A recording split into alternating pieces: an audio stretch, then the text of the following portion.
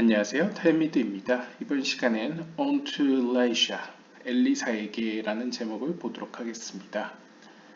샤라 길굴림 Chapter 32, Section 5입니다. Elisha was from the root of Enoch called Metatron, from the aspect of Neshama of Atzlut, which is called the Zira'ah of Adam. 엘리사는 메타트론이라고도 불려지는 에녹의 뿌리를 둔 인물이었습니다. 그리고 이 메타트론이라고 불려지는 에녹은 우리가 알다시피 아찔루트계, 즉 아담에게 주어졌던 상위의 영혼들 가운데 아찔루트계의 네샤마를 갖고 있던 인물이었습니다.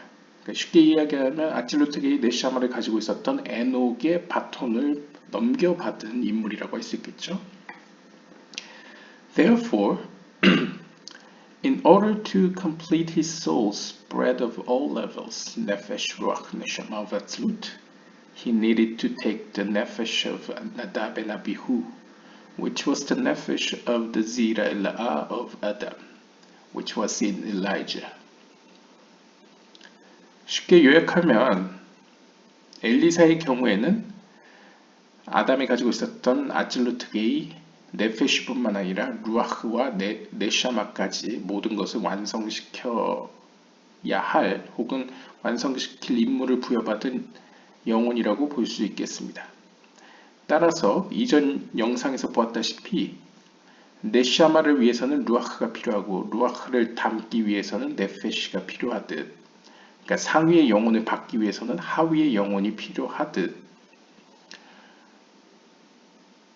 에녹, 즉 네샤마를 가지고 있었던 인물의 바톤을 넘겨받아 이 네샤마의 측면을 완성시키고자 하는 엘리사의 경우에는 그 밑의 영혼인 네페시와 루아흐를 모두 필요로 하겠죠.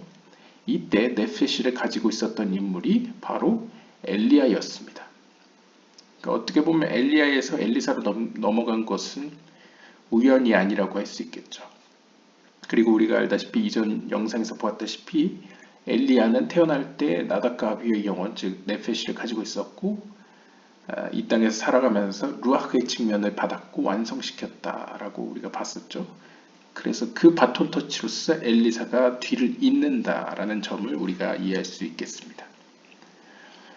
Since Elijah merited the ruach of the Zira'ah, as mentioned before, 그래서 우리가 이전 영상에서 본 것과 같이 이전에 언급한 바와 같이 엘리야는 나답과 아비후의 네페시를 기반으로 삼아 살아있는 동안에 아담이 가지고 있었던 아찔루트계의 루아흐를 또한 얻게 되었습니다. He therefore said, Your ruach be mine. 그래서 성경에서는 너의 루아흐는 나의 것이다 라고 표현했었죠. Hinted in Beruchacha, your spirit, is what we explained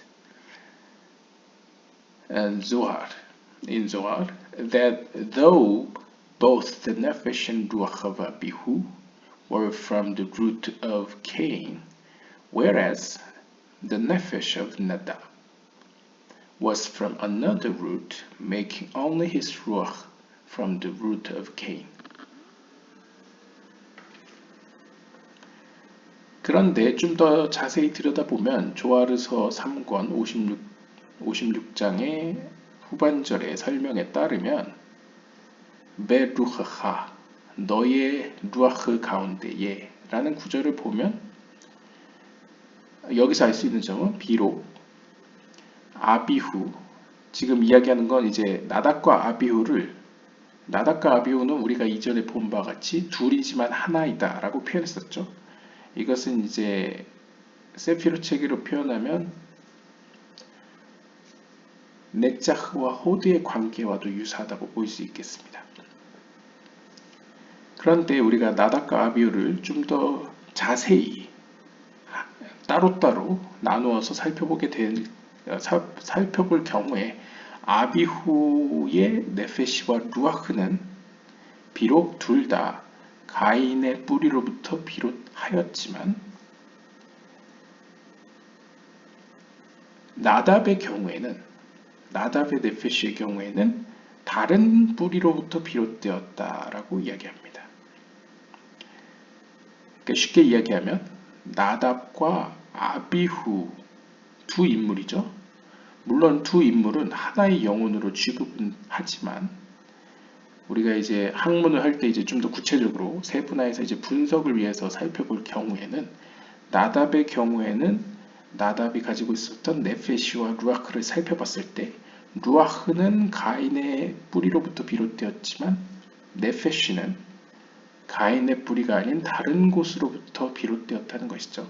아마 여기서 나오지 않지만 추정컨대 뭐 아벨의 뿌리로부터 왔거나 아마 그랬을 것으로 보여집니다. 왜냐하면 나답은 세피로 체계로 봤을 때 네자흐에 해당되기 때문에 자비의 측면을 어느 정도 가지고 있었다고 볼 수 있겠죠. 그래서 루아흐만 가인의 뿌리로부터 비롯되었다라고 이야기하고 있고요.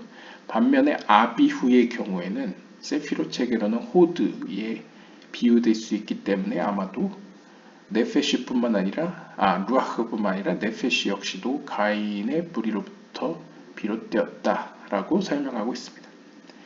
Thus 따라서 since only his ruach was from Cain, he said 베루하하. 그래서 이제 성경에서 왜 너의 루아흐 가운데에 라고 표현할 때에 왜 루아흐는 언급되지만 네페시는 언급되지 않느냐.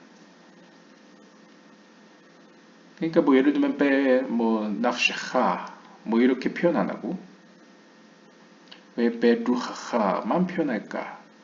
이에 대한 답변으로서 이것은 특별히 나답의 영혼의 경우에는 루아흐만 가인의 뿌리로부터 비롯되었고 네페시는 그렇지 않기 때문에 네페시는 언급하지 않았다라고 설명하고 있습니다. So his name is Elisha. 어쨌든 간에 엘리야로부터 이러한 나답과 아비후 그리고 엘리야의 루아흐를 어떻게 보면 이어받은 혹은 영향을 받은 인물이 엘리사라고 할 수 있는데요. For with respect to Cain, it says to Cain and his meal offering, he did not pay attention. 여기서 이제 왜 엘리사는 이름이 엘리사인가에 대해서 이야기를 하기 위해서 지금 가인에 대한 이야기로부터 시작되고 있습니다. 가인의 경우에는 이렇게 언급하고 있습니다. 창세기 4장 5절에 보시면 가인과 그가 하나님께 바친 식물로 드리는 혹은 곡물로 드리는 제사에 대해서 그분께서는 관심을 두지 않으셨다 라고 이야기합니다. 그러니까 우리가 잘 아는 이야기죠. 아벨이 올린 제사는 하나님이 받으시고 가인이 올린 제사는 하나님이 받지 않았다라는 이야기를 하고 있는데요. Since he rectified Cain, he is called Elisha. As if to say, Elisha. To me, God did pay attention, whereas to Cain he did not before his tikkun.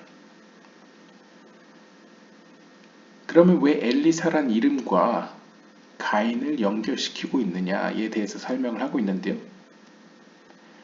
이 엘리사라는 이름 안에는 가인의 고쳐져야 될 부분을 고쳤다는 의미를 담고 있다고 합니다. 왜냐하면 엘리사의 이름을 들여다보면 리샤아 이렇게 나눌 수 있다고 설명하고 있는데요.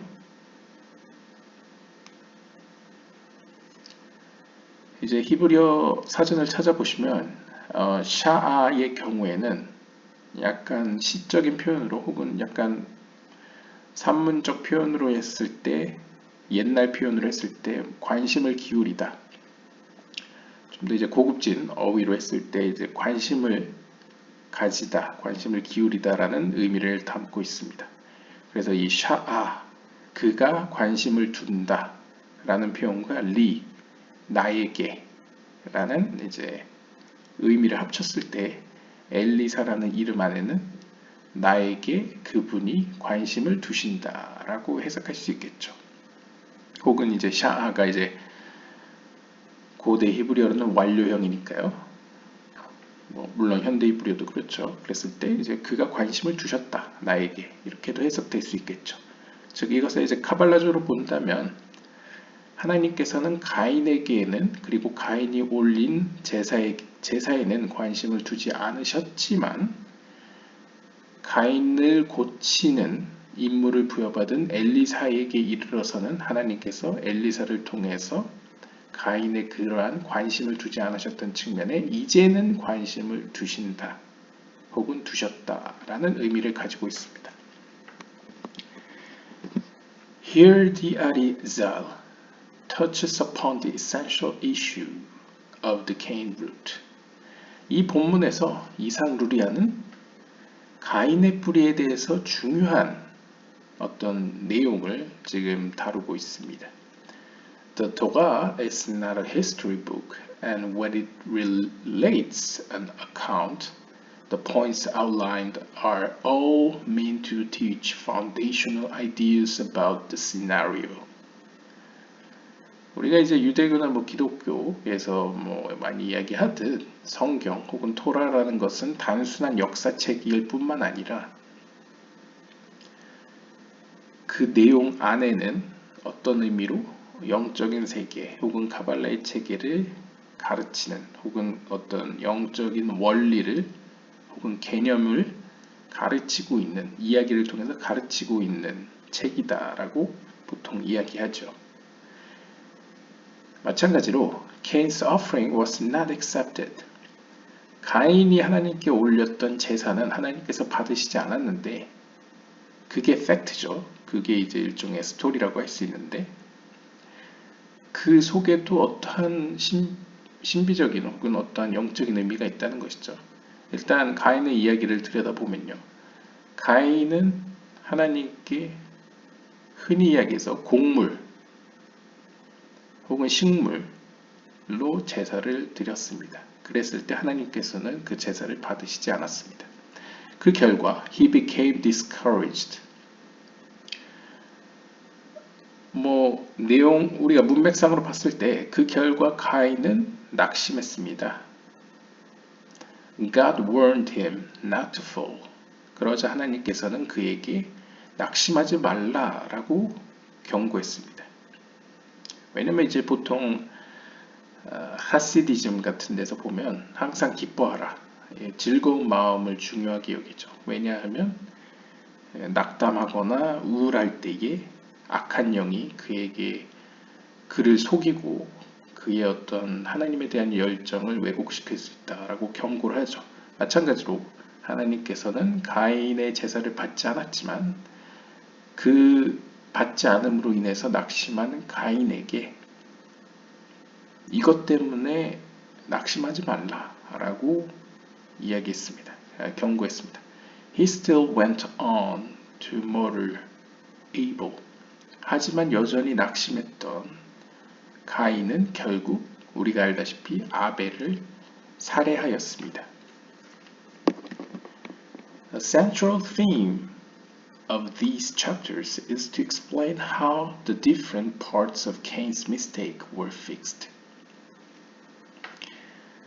이번 본문이 다루고 있는 주제는 사실상 어떻게 하여서 어떤 과정을 거쳐서 이러한 낙심했던 가인의 측면이 그러니까 가인이 낙심해서 실수를 저지른 거죠. 그러니까 죄를 짓게 된 거죠. 그리고 그 죄의 결과로서 발생된 여러 가지 부분들을 어떻게 고쳐나가게 되었는지를 설명하는 본문이라고 이해할 수 있겠습니다. They all stem from discouragement. 결국 가인이 죄를 짓게 된 것은 가인이 실수를 하게 된 것은 그 원인을 거슬러 간다면 가인이 낙담한 것에 있다고 볼 수 있겠습니다. The starting point of it is good. a desire to find favor in God's eyes. 이 낙담이라는 것은 사실 엄밀히 보면 그 시작점은 굉장히 선한 곳으로부터 시작을 합니다. 사실 가인이 낙담하게 된 이유도 하나님이 보시기에, 그러니까 하나님 앞에 잘 보이기 위해서 어느 정도 열심히 있었기 때문에 결과와 자신의 뜻이 맞지 않았기 때문에 낙심을 하게 된 것이죠.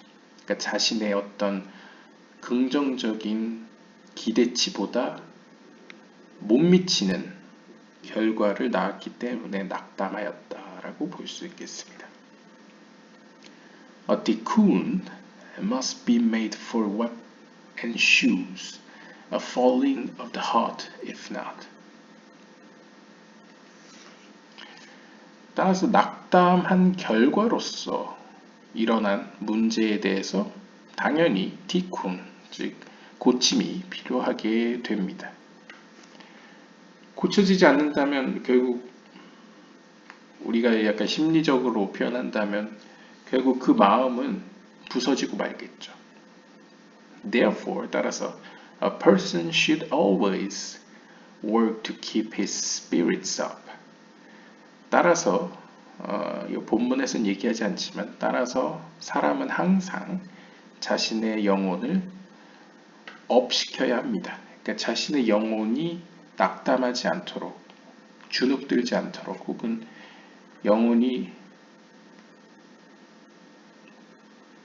하나님 앞에 하나님을 향한 어떤 열정을 잃어버리지 않도록 북돋아 줘야만 합니다. 라는 것이죠. 뭐 동양적으로 표현하면 길을 살려줘야 된다. 뭐 이렇게 볼 수 있을 것 같습니다. The spirit of a man sustains his ailment. 또 이제 유대교에서는 하기가 편해서 이렇게 가르치죠. 사람의 영혼은 그의 질병을 관할한다. 그러니까 어떤 의미로 이제 그의 건강은 그의 영혼과 관련되어 있다라고 볼 수 있겠죠. 사실 이러한 어떤 관심 혹은 이러한 설명은 이제 마이모니데스에서도 살펴볼 수 있죠. 인간의 몸의 건강만 챙길 것이 아니라 이제 영혼의 건강도 챙겨야 된다라고 봤었죠. 고대인들도요. This is true even physically. 그러니까 인간의 건강은 단순히 외부적으로 육체의 건강에서만 영향을 받는 것이 아니라 영혼의 건강에 따라서도 인간의 어떤 생로병사에 영향을 끼친다라고 볼 수 있겠죠. 뭐 오늘날엔 더욱 이해할 수 있을 겁니다. 심리적으로도 영향을 받기 때문이죠. How much more so in regards to soul issues? 그러니까 육체적으로도 이러한 심리적으로나 외부 요인에 의해서, 심지어 내부 요인에 의해서 우리가 건강하기도 하고 병들기도 하듯이 하물며 우리의 영혼은 외부 요인에 의해서 혹은 내부 요인에 의해서 혹은 심리적으로 얼마나 더 큰 영향을 받겠습니까? Rabbi Nachman emphasized that no matter what, one should never give up. 그래서 이에 대해서 나흐만 랍비는 리쿠테 모하란에서 이렇게 강조하기도 합니다. 무슨 일이 있어도 사람은 절대 포기해서는 안 됩니다. 이것도 이제 포기하지 말라, 낙담하지 말라라는 이야기죠. No matter what a person did or does, and to where they might have strayed and fallen, there is always hope. 다시 말하면 인간이 무슨 잘못을 저질렀건 혹은 무슨 일을 심지어 잘못된 길로 가고 있는 중이라 하더라도 그가 비록 현실에서는 길에서 벗어난 것 같고 넘어진 것처럼 여겨지지만 그럼에도 항상 희망은 있다는 사실을 잊어서는 안 된다라고 이야기하고 있습니다. For no outcast shall be pushed away from you. 이러한 사실을 사무엘 하 14장 14절에서도 이야기하고 있는데요. 왜 우리가 희망을 잃지 말고 항상 우리 자신에게 포기하지 말고 나아가야 된다라고 마음을 가져야 되는가에 대해서 이제 성경을 이제 인용하자면, 왜냐하면 뭐 직역을 하면요, 여기서 이제 아웃캐스트는 이제 뭐 무법자라고도 표현할 수 있겠죠. 혹은 이제 클리포트의 세력은 이라고도 표현할 수 있겠죠. 하여튼 악한 세력 혹은 어떤 나에게 안 좋은 영향을 끼치는 것들은 당신으로부터 떠나지 않을 것입니다. 그러니까 쉽게 이야기하면 우리가 스스로 낙심하게 되면 빈틈이 생겨나게 되고 그 빈틈으로 들어온 무법자 혹은 악한 힘은, 악한 세력 혹은 악령은 당신을 떠나지 않을 것이다 라는 것이죠. 반대로 이야기하면 이러한 악한 세력을 몰아내는 혹은 그들이 들어오는 것을 예방하는 가장 좋은 방법은 항상 나의 영혼을 북돋아 주는 것이라고 할 수 있겠죠. God really loves each soul very much and desires for it to come back to Him. 사실상 하나님께서는 모든 영혼을 정말로 사랑하시고 그들이 당신에게로 돌아오기를 바라십니다. He sometimes shows a distancing in order to make awaken the person to try harder and so on. 그렇다면 왜 사람들은 하나님이 멀리 있다고 여길 때가 있는가?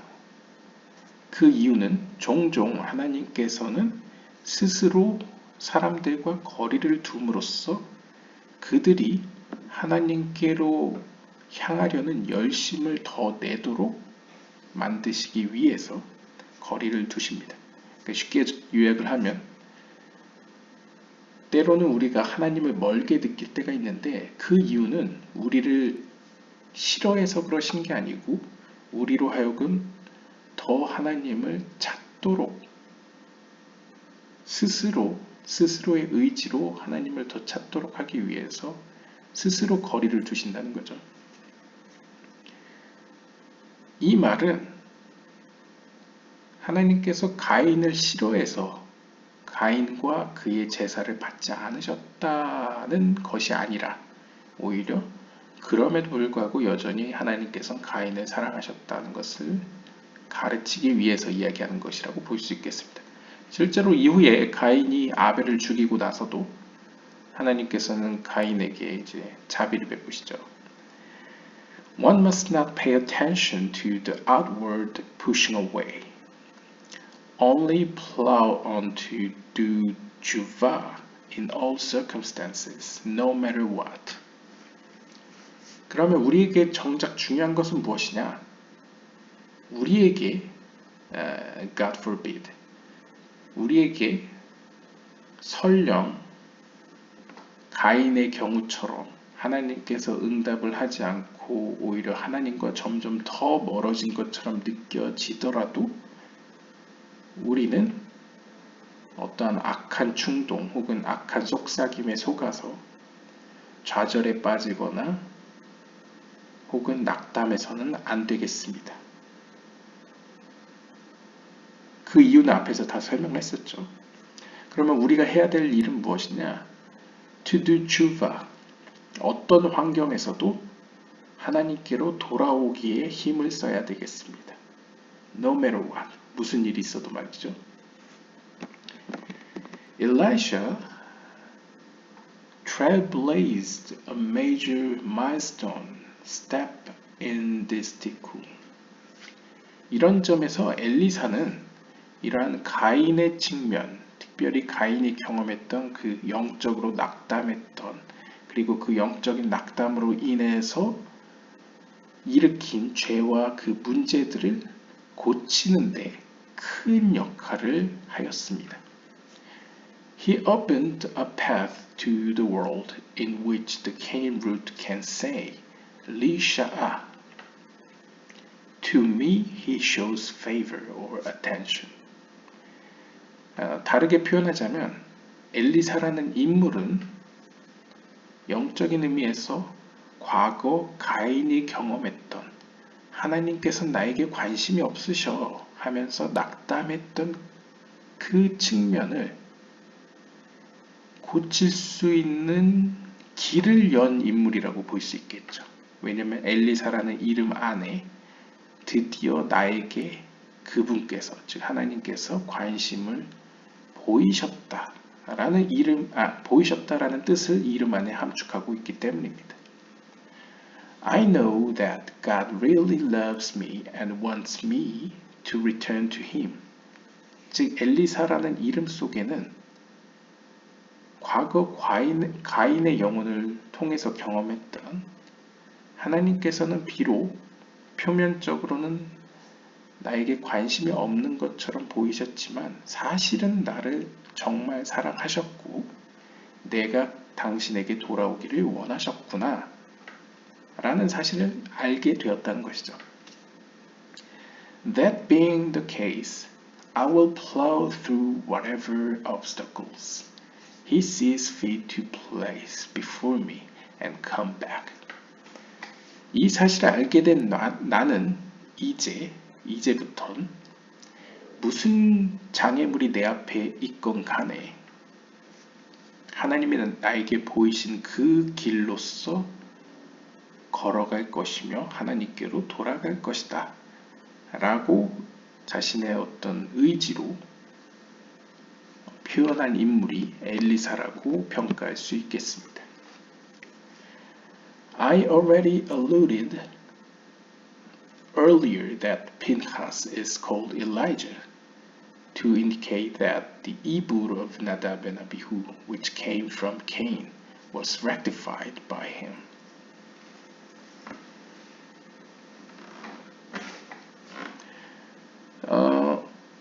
이미 이전 영상에서 이야기한 바와 같이 우리는 어째서 비느하스가 곧 엘리야와 같다라고 표현할 수 있는지 살펴보았습니다.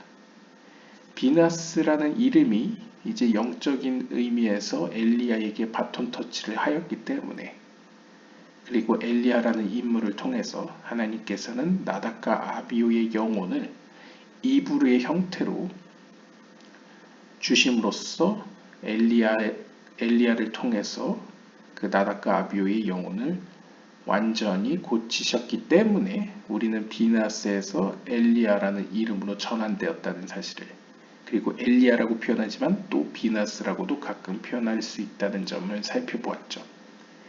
Therefore, 따라서 the three letters Eli of Elijah are also in Elisha, indicating that Elisha was rectified these three letters like Elijah.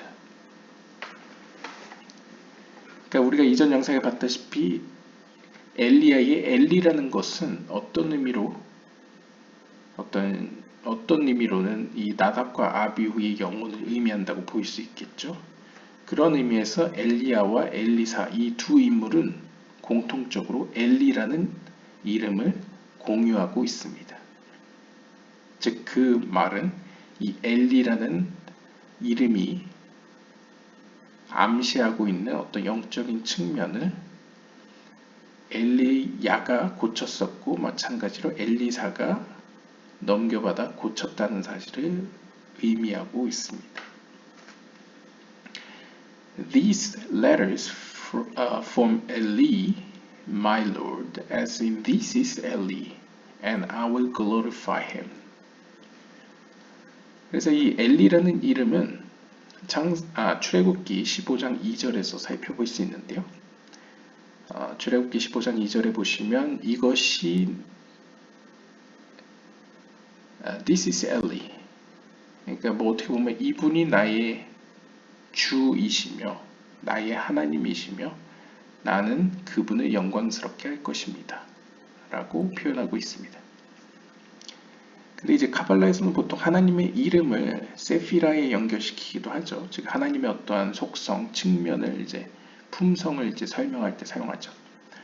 This means divinity to me is fixing the defect of Nadab and Abihu that draw too much godliness and caused it to depart from the self.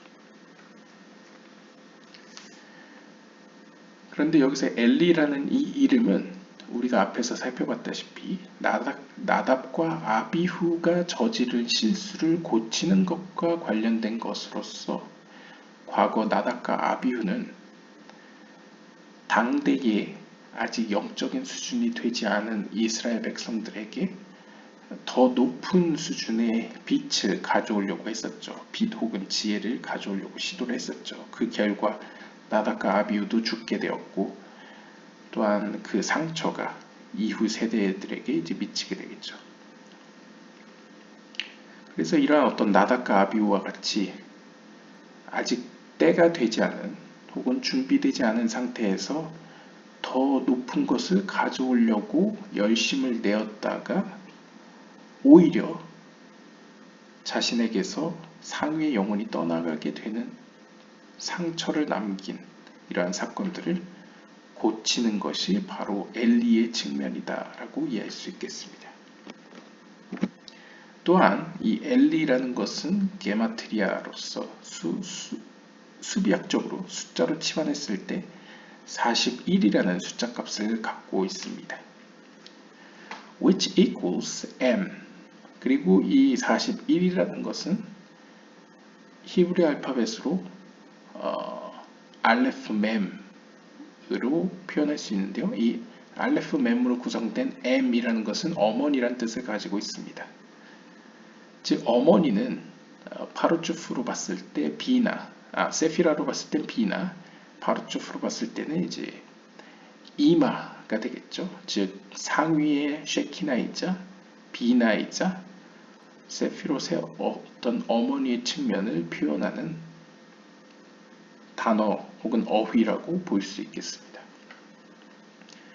Just as a mother takes care of and nurtures the child, so does God tend to the soul and its needs.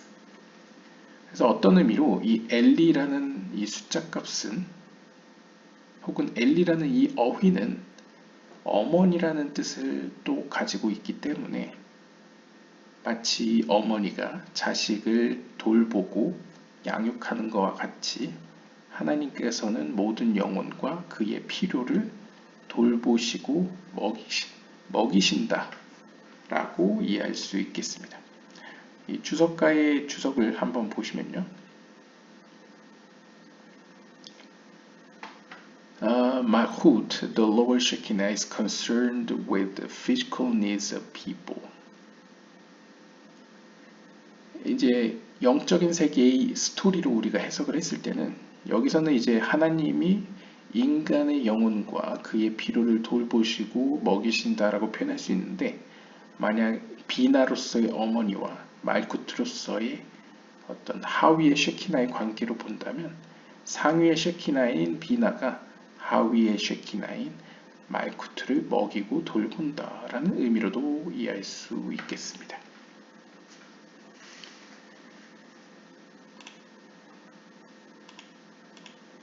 This level of closeness was what Nadab and Abihu wanted to draw. 우리가 이전 영상에 보았다시피 나답과 아비후가 이 땅으로 끌어오려고 했던, 이 땅으로 가져오려고 시도했던 영적인 세계는 비나의 세계였죠. 즉 어머니의 세계라고 볼 수 있겠습니다. Elijah and Elisha fixed their improper drawing and afforded the world access to it. 그런데 어떻게 보면 나답과 아비후는 어떻게 보면 아직 때가 무르익지 않았을 때에 부적절한 방법과 수단으로서 상위의 빛, 즉 비나의 세계로부터 어머니의 측면으로부터 빛을 끌어올려다가 실패를 했었죠. 이 실패를 고친 것이 바로 엘리야와 엘리사라고 평가할 수 있겠습니다. 그러니까 엘리야와 엘리사는 과거 나답과 아비후가 때와 시기를 잘못 읽고 또 부적절한 방법으로 빛을 끌어왔다면 엘리야와 엘리사는 하나님의 뜻을 읽고 적절하게 그 빛을 감당할 수 있는 수준으로 끌어온 인물들로 볼 수도 있겠습니다. This is in line with Nadab and Abihu's death when the Mishkan was being consecrated. 결국 엘리야와 엘리사의 스토리는 나답과 아비후의 죽음과 관련된 스토리와 연결지을 수 있는데요. 우리가 나답과 아비후의 스토리를 들여다보면 나답과 아비후가 이 다른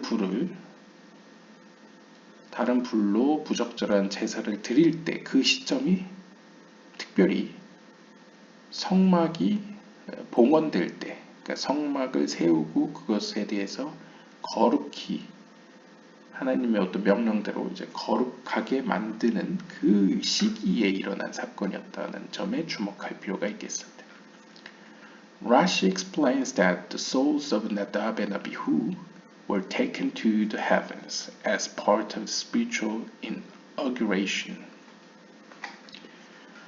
라시의 주석에 따르면 나답과 아비후의 영혼들은 어떤 의미로 비록 하나님의 뜻에 반하여서 화를 입긴 했지만 그들의 영혼은 하늘로 올라가 어떤 영적인 하나의 어떤 가르침이 되었다 라고 이야기하고 있습니다.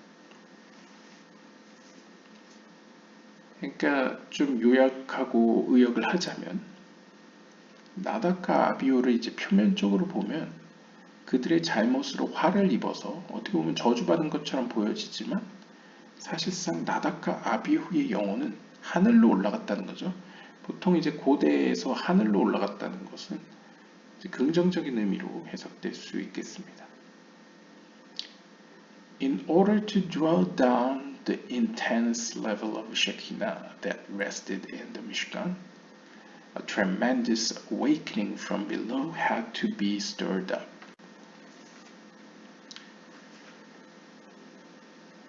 나답과 아비후의 사례를 통해서 우리가 알 수 있는 점은 당시 미슈칸, 즉 성막이 지어짐으로써 그리고 거룩해짐으로써 봉헌됨으로써 그 성막 가운데 거하였던 이 쉐키나 그리고 그 쉐키나로부터 비롯되는 그 강렬한 빛 혹은 지혜는 이 땅으로 끌어오기 위해서는 먼저 이 땅으로부터 위를 향해서 큰 각성이 먼저 있어야만 합니다. 라는 사실을 가르치고 있습니다. 그러니까 요약하자면 앞에 이야기했던 어머니의 수준, 즉 비나의 수준으로부터 비나의 세계로부터 빛을 끌어오기 위해서는 먼저 이 땅에서, 그러니까 이 땅이라는 건 이제 말쿠트죠. 말쿠트로부터 위를 향해서 큰 일어남이 먼저 있어야 된다는 것이죠. 그러니까 쉽게 이야기하면 원인이 있어야, 작동이 있어야지 반작용이 생긴다라고 볼 수 있겠습니다. 그러니까 작용 반작용의 원리라고 볼 수 있겠죠. 영적인 세계에. 그런데 나답과 아비후의 때에는 아직 이스라엘 백성들이 영적으로 성장하고 어떤 장성하지 않았기 때문에 아래로부터의 어떤 적절한 양의 어떤 수준의 각성 혹은 일어남이 발생되지 않았기 때문에 아직 때가 아니었다는 것이죠. 그렇기 때문에 비나로부터 빛 혹은 지혜가 내려오는 것은 타당하지 않았다라고 볼 수 있겠습니다. 그리고 그러한 사실을 간접적으로 보여주는 게 나답과 아비후의 사건이었다는 것이죠. 그리고 그 의미는 나답과 아비후는 비록 그들의 과한 열정으로 실수를 저질러 화를 입었지만 큰 맥락에서는 이후 현자들과 그 세대들에게 영적인 원리를 가르쳐주는 어떤 좋은 예라고 볼 수도 있겠죠. 글쎄요. 하여튼 남의 어떤 불행을 통해서 또 다른 가르침을 얻는 약간 그런 의미로도 볼 수 있을 것 같습니다. Only the greatest souls were powerful enough to do this. 그리고 이제 나닷과 아비후가 비록 실수를 저질러서 죽임을 당했지만 이 나닷과 아비후가 그러한 실수를 할 수 있었던 이유는 어떤 의미로는 나닷과 아비후가 그만큼 영적으로 큰 인물들이었다는 것을 시사하고 있습니다. 그러니까 나닷과 아비후는 어떤 의미로 아론의 자식들로서 제사장들이었죠. 그리고 영적으로 비나의 세계를 목격하였기 때문에 그렇기 때문에 비나의 세계에 대한 열심과 열정이 있었고 그렇기 때문에 그곳으로부터 빛을 끌어오려는 시도도 그렇기 때문에 하려고 했던 것이죠. 비나의 세계조차 볼 수 없는 사람들은 그러한 욕심조차도 생기지 않았겠죠. 그러한 의미에서 나닷과 아비후는 그만큼 영적으로 강하였다 라고 볼 수 있겠습니다. And so Moses remarked to his brother Aaron that he had thought one of them would be taken for the task. 그리고 이러한 표현은 이 나답과 아비후가 죽은 이후에 모세가 아론에게 하는 이야기에서도 우리가 살펴볼 수 있겠습니다. 뒤에까지 읽고 해석을 하면요. Seeing that Aaron's sons were taken shows that they were greater.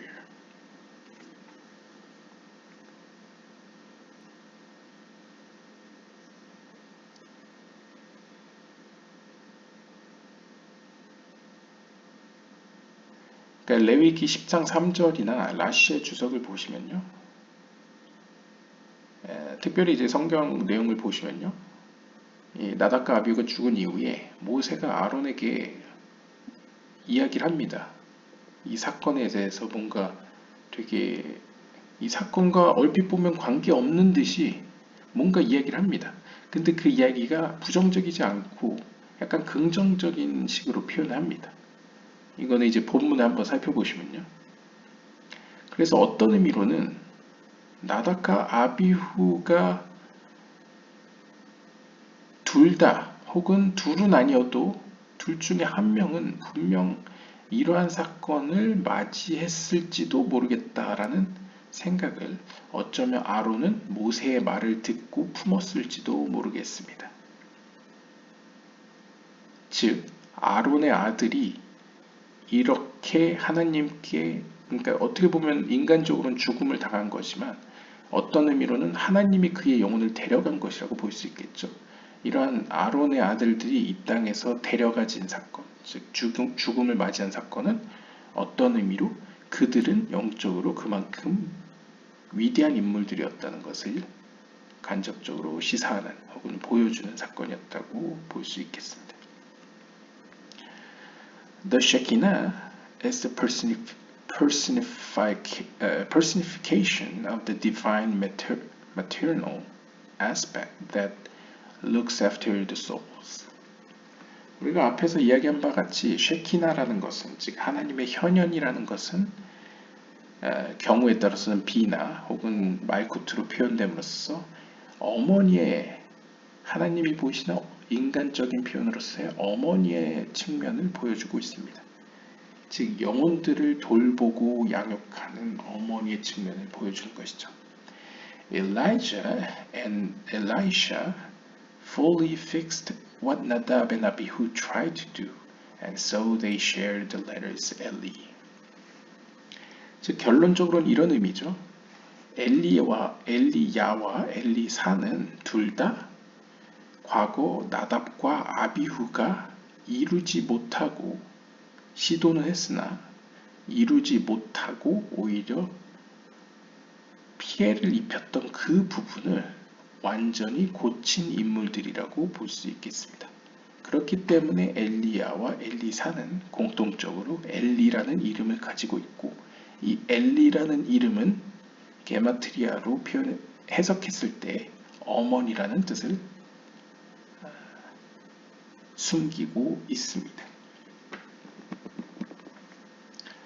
What comes out is that Nadab and Abihu were only trying to do good, and they ended up doing good. 그러니까 우리가 모세가 아론에게 한 이야기 그리고 라쉬의 해석에 비추어 보았을 때에 나답과 아비후의 동기 그 자체는 결코 악한 게 아니었습니다. 그러니까 나답과 아비후의 시작점은 오직 하나님을 향한 열심과 열정이었기 때문에 선한 것이라고 볼 수 있겠죠.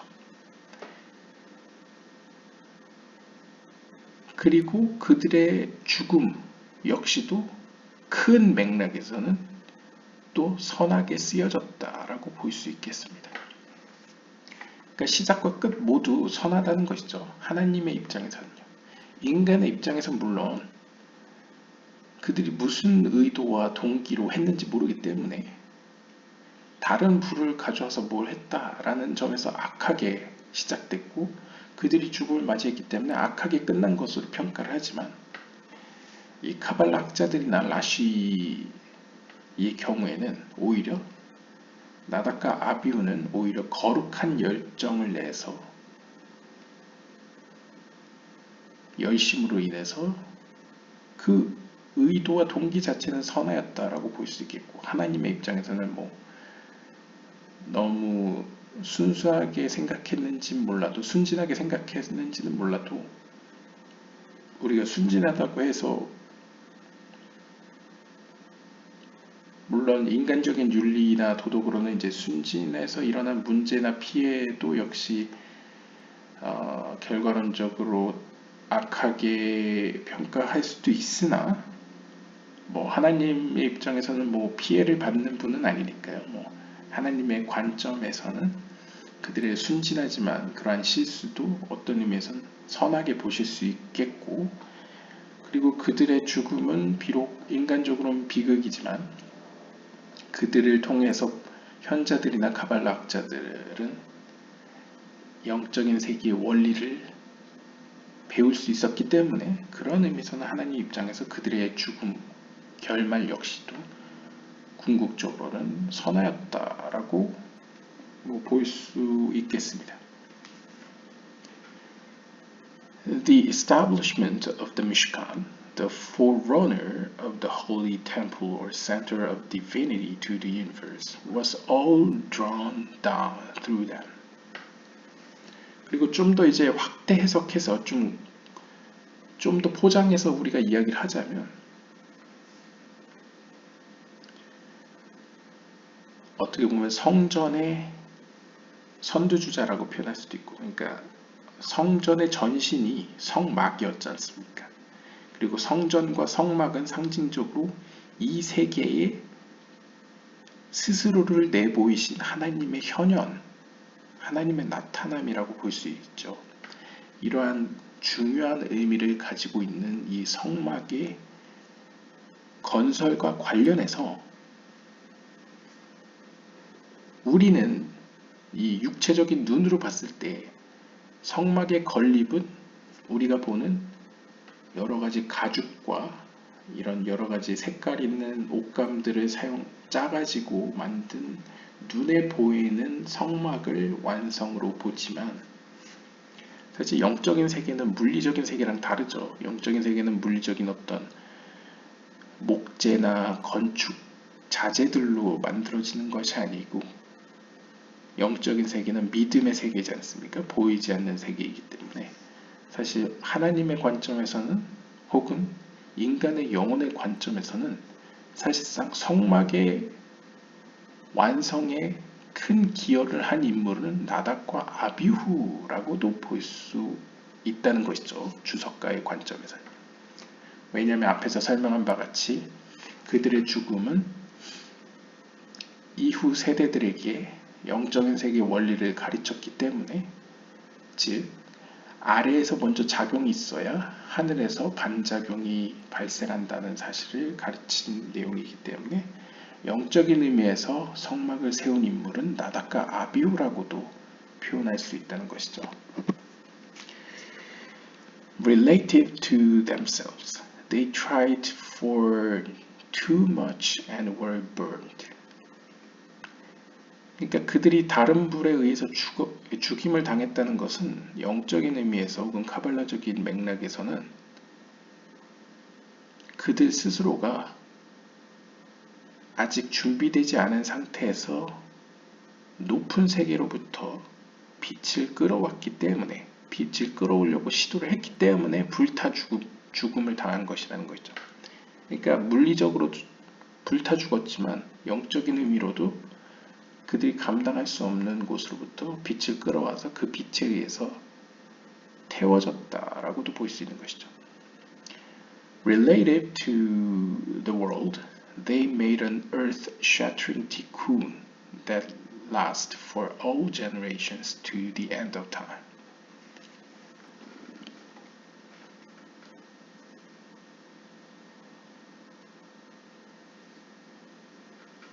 그래서 그들 개인의 입장에서 일으킨 피해는 그들 스스로가 이 세상에서 육체적으로 죽임을 당한 것이라고 본다면 그들이 이 세상에 끼친 피해는, 그러니까 세상적인 관점에서 끼친 피해는 그들은 이 땅의 세계, 그러니까 이제 Earth Shattering Tikkun이라는 것은 우리가 shattering, 이제 깨짐이라는 것은, 그릇의 깨짐에 대해서는 이미 우리가 살펴봤죠. 그릇의 깨짐은 이 토우의 세계에서 일어난 그릇의 깨짐은 이제 태초 이전에 일어났다고 보통 표현하고요. 카발라의 세계관에서는요.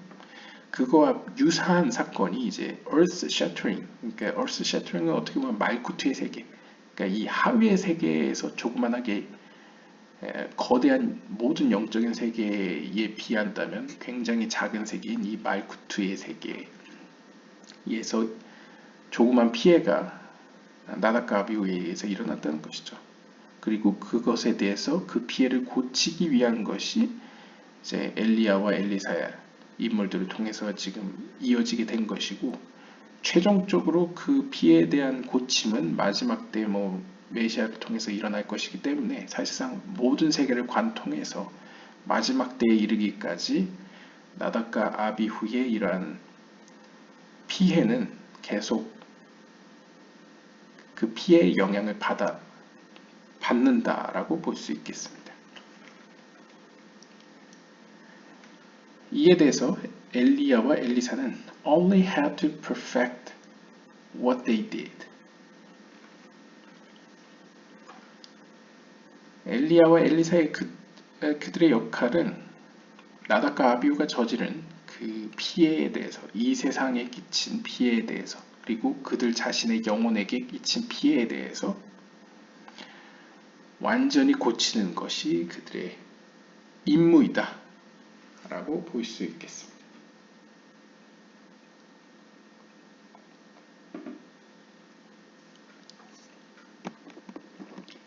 This is the secret of the children's mocking, who say to him, Elisha, go up, bold head.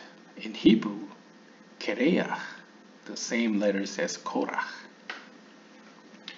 여기서 이제 또 다른 재밌는 설명을 볼 수 있는데요. 엘리사의 스토리를 쭉 보시면, 특별히 이제 열왕기 하 2장 23절을 보시면 아이들이 나타나가지고 엘리사를 놀립니다. 그때 엘리사에게 뭐라고 하냐면, 엘리사야 올라가라, 대머리야 올라가라, 이렇게 이야기를 합니다. 그러니까 이제 전승상 엘리사는 대머리였다라고 보고 있습니다. 그러니까 대머리였던 엘리사한테 야 대머리는 가라, 이렇게 놀린 것이죠. 근데 이제 히브리어로 봤을 때 이 대머리라고 번역되는 케레아흐는 발음에 따라서 코라흐라고 발음할 수도 있습니다. 케레아흐는 대머리라는 뜻이지만 코라흐는 우리가 잘 아는 모세에 대항하였던 라는 사람을 떠올릴 수 있습니다. For Korach, son of Itzar, was the ruach of Cain from the side of evil, which is why he went down to Sheol alive. 이tzar의 아들 고라에 대해서 우리가 살펴보면 카발라에서 이 고라는 가인의 루아흐로부터 비롯된 인물로 보고 있습니다. 우리가 가인의 영혼들이라는 것은 우리가 앞에서 살펴보았다시피 클리포트 세계의 어둠 가운데로 떨어진 대표적인 영혼들이죠. 그래서 어떻게 보면 약한 세계로 떨어진 가인의 영혼들 가운데 루아흐가 바로 고라흐에게 있었던 영혼이라고 표현하고 있고, 바로 그러한 이유 때문에 민수기 16장 30절에서는 고라가 모세에게 대항하였다가 그에 대한 벌로서 스올로 떨어지게 되죠. 그러니까 이제 성경에서 이제 스올이라 이제 본문에서는 오히려 이제 땅이 갈라져서 스올로 떨어지는 모습으로 표현하고 있습니다. 그러니까 산채로 갈라진 땅 속으로 이제 떨어지는 모습을 보았을 때 이제 스올로 떨어졌다고 볼 수 있는 거죠.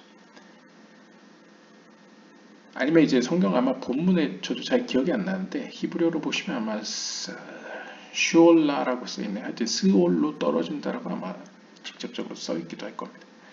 The children wanted to insult and curse him, as if to say, Korach went down to Sheol and needs to ascend. If you come from the root of Cain, how can you ascend? 우리가 앞에서 살펴봤다시피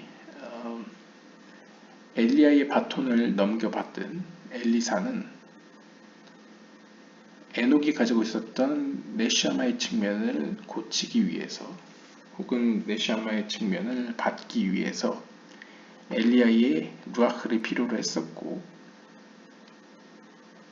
우리가 앞에서 살펴봤듯이 나답과 아비후는 가인의 측면에 비롯되었고 특별히 가인의 루아흐로부터 비롯되었다고 배웠었죠. 그러한 관점에서 똑같이 가인의 루아흐를 가지고 있었던 고라는 과거 하나님의 사람이었던 모세에게 대항하다가 결국 산채로 스올로 떨어졌었습니다. 그러니까 카발라적인 관점에서 아이들이 놀린 대머리라는 표현은 사실 대머리라는 표현 속에 표면적으로는 대머리이지만 카발라적으로 봤을 때는 이 고라와 같이 가인의 루아흐를 가지고 있는 엘리사야, 너의 영혼이 가인의 뿌리로부터 왔다면 너는 내려갈 수는 있어도 올라갈 수는 없을 것이다 라고 놀린 것이라고 볼 수 있는 거죠. 그러니까 너무 고차원적으로 해석하는 부분도 있는데 아무튼 카발라 학자들의 관점에서는 아이들이 엘리사를 향해서 대머리라고 놀린 것은 표면적으로 볼 때는 문자 그대로 대머리여서 그런 것도 있지만 어떤 영적인 의미에서는 엘리사 안에 있는 그 영혼이 가인의 뿌리를 둔 영혼인데, 가인의 뿌리를 둔 영혼은 역사를 살펴봤을 때 고라처럼 하나님으로부터 멀어질 수는 있지만 하나님께 가까이 가기는 매우 어렵고 거의 불가능에 가깝다. 고라도 하물며 그랬는데 엘리사 너가 하나님께로 갈 수 있겠느냐 라고 이제 도발하는 어떤 모욕적인 말이라고 볼 수 있겠죠. 어떤 의미로는 이 아이들의 욕설은 가인이 낙심을 하여서 죄를 진 것처럼 엘리사로 하여금 그의 영혼이 낙심하여서 죄를 짓도록 하려는 불순한 의도라고도 볼 수 있겠습니다. 그러니까 결국 우리가 살펴보면 그 맥락에서 엘리사를 꿰내려는 어떤 전략이라고도 볼 수 있겠죠. The most difficult task is to fix the Cain root. 우리가 예전 영상들에서도 설명했듯이 영적인 임무 가운데 가장 어려운 일은 가인의 뿌리를 둔 영혼을 고치는 것이라 볼 수 있겠습니다. 그래서 어떤 의미로 마지막 때에 가장 필요한 것은 가인의 측면의 영혼들을 고치는 것이 마지막 때를 위해서 가장 필요하다고 했었죠. Since the final redemption depends upon it, it must happen. 그래서 여기서 설명하죠. 가인의 뿌리를 둔 영혼들을 고치는 것이 중요한 이유는 결국 마지막 구원은 그들과 관련되어 있기 때문입니다. 즉 가인의 측면이 고쳐져야지만 마지막 때가 오기 때문입니다. However, 그러나 those that are involved in it have to undergo the greatest hardships.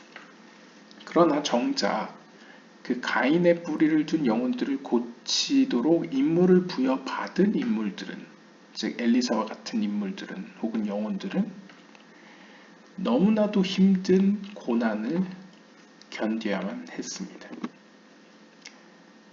그러니까 가인의 뿌리를 둔 영혼들은 물론 그만큼 큰 보상, 하나님으로부터 위로를 받겠지만 일단 현실적으로는 너무나 큰 고난과 고통의 삶을 맞닥뜨리게 된다는 것이죠. 많은 장애물들을 만나게 된다는 것이죠. 엘리사에게는 그 아이들도 일종의 그것의 하나라고 볼 수 있겠죠. Elijah, the teacher and sole root of Elisha, was the diametrical opposite of Korah. He was punished unnaturally and descended alive to the pit. Elijah miraculously ascended alive to heaven. 여기서 또 재밌는 점은 엘리사의 스승이자 엘리사의 영적인 뿌리라고 표현할 수 있는, 왜냐하면 이제 엘리사에게 갑절로, 그러니까 갑절이라는 의미는 우리가 앞에서 봤다시피 나답과 아비후의 영혼이죠. 그러니까 하나님이 그 영생을 약속했던 나답과 아비후의 영혼을 엘리야로부터 엘리사에게 전해졌기 때문에 어떤 의미로 엘리사에게 있어서 엘리야는 자신의 육체적이며 물리적이고 영적인 스승일 뿐만 아니라 실제로도 영적인 뿌리이기도 하죠. 그러한 엘리야는 재밌게도 고라와는 완전 정반대에 위치한 인물입니다. 그러니까 고라는 가장 불행한 쪽으로 치달은 인물이라고 한다면 엘리야는 가장 긍정적인 측면으로 치달은 인물로 평가할 수 있겠죠. 그거는 쉽게 그들의 모습에서 볼 수 있습니다. 마지막 그들의 모습을 보시면 고라의 경우에는 모세에게 대항하였다가 결국 자연사하지 못하고 부자연스럽게 산채로 땅이 갈라져서 산채로 땅속 깊은 곳으로, 즉 스올이라고 불려지는 곳으로 떨어졌습니다. 반면에 엘리야는 에녹 이후로 사람들이 경험하지 못했던 놀라운 현상들 가운데 기적적으로 산채로, 살아있는 채로 하늘로 올라갔습니다. 그러니까 약간 도식적으로 보면 고라는 땅속 깊은 곳으로 떨어졌다면 엘리야는 하늘 높이 올라갔다는 것이죠. 그래서 두 사람의 인생과 모습은 정반대의 모습을 보여주고 있습니다.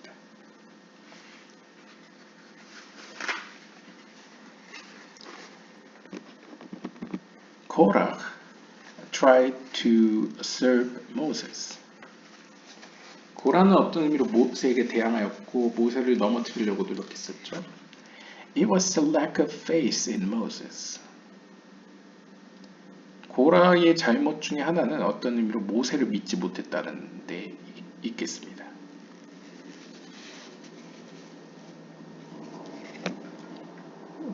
이게 좀 뭐 고대 중세 혹은 뭐 오늘날까지도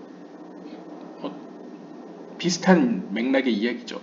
그러니까 모세라는 인물은 물론 한 인간에 불과하긴 하지만 인간으로서는 인간으로서는 어떻게 보면 평등하고 동등할 수 있겠지만 하나님의 사람이라는 측면에서는 모세를 믿는 것이 또 하나님을 믿는 것이고 하나님을 믿는 사람은 모세를 믿을 수밖에 없기 때문에 모세를 믿지 못함으로써 결국 하나님의 뜻에서 멀어지는 선택을 하게 되어서 고라는 이제 불행한 최후를 받게 되었다고 볼 수 있겠죠. He said, "The entire congregation is holy and God is in their midst." 고라가 모세에게 대적할 때 했던 멘트를 보시면 민수기 16장 3절에 보시면 이렇게 이야기합니다. 모든 회중은 거룩하다. 그리고 하나님은 그들 가운데 계시다. 라고 표현합니다. He seemed to be preaching democracy. 고대 중세에는 굉장히 흔치 않은 표현이고 이해가 되지 않는 말이지만 현대인의 관점에서는 사실 고라의 이러한 주장은 굉장히 민주적으로 보여집니다. 그러니까 고라의 이러한 모세에 대적한 표현은 현대인의 관점에서 현대적인 마인드에서는 굉장히 민주적인 표현이죠.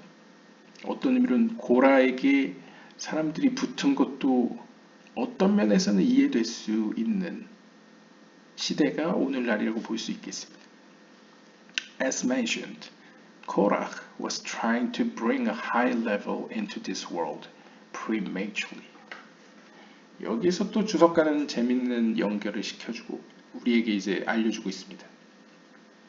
그러니까 연결고리로 봤을 때 우리가 앞에서 봤다시피 나답과 아비후는 성막이 봉헌되고 있는 시점에 비나의 세계의 수준을 보았고 그래서 비나의 세계로부터 높은 수준의 빛을 이 땅으로 끌어올려는 좋은 의도로 시도하다가 불행한 결과를 낳고 말았습니다. 마찬가지로 고라 역시 현대인들의 시각에서도 약간 이해될 수 있는 어떤 그의 말만 살펴봤을 때요. 그의 말만 표면적으로 살펴봤을 때 굉장히 민주적인 주장을 펼치면서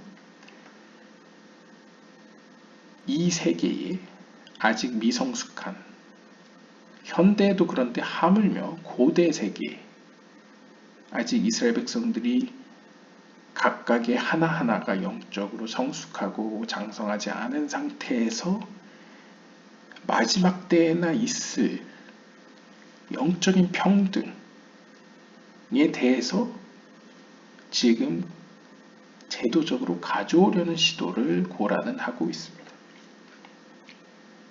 그러니까 주석가의 이 표현은 약간 이런 맥락을 함축하고 있는 것 같습니다. 결국 마지막 때가 됐을 때 모든 인간은 오늘날 하시디즘이 이야기하는 거와 비슷하게 물론 하시디즘도 레베라는 영적인 지도자 혹은 스승이 있긴 하지만 궁극적으로는 한 사람 한 사람의 영혼은 하나님 앞에 공평하게 서 있다는 것이죠. 그래서 하나님과 개인의 관계의 중요성을 또 이제 하시디즘 내에서도 이제 여러 있죠. 뭐 심카나 뭐 여러 인물들이 있죠. 근데 그런 시도들이 있었죠. 개혁의 운동들이 있었는데 아무튼 마지막 때에는 각각의 영혼이 하나님 앞에 1대1로 서서 그들의 영적인 수준에 맞춰서 혹은 영적인 수준에 따라서 하나님을 페이스 투 페이스로 보게 될 것이다. 뭐 이런 표현들에 대해서 우리가 살펴보지 않습니까? 근데 사실 그거는 정답은 맞는데 문제는 그게 과연 지금이냐라는 문제이죠. 그러니까 나답과 아비후처럼 이거는 성급함의 문제라고 볼 수 있을 것 같습니다.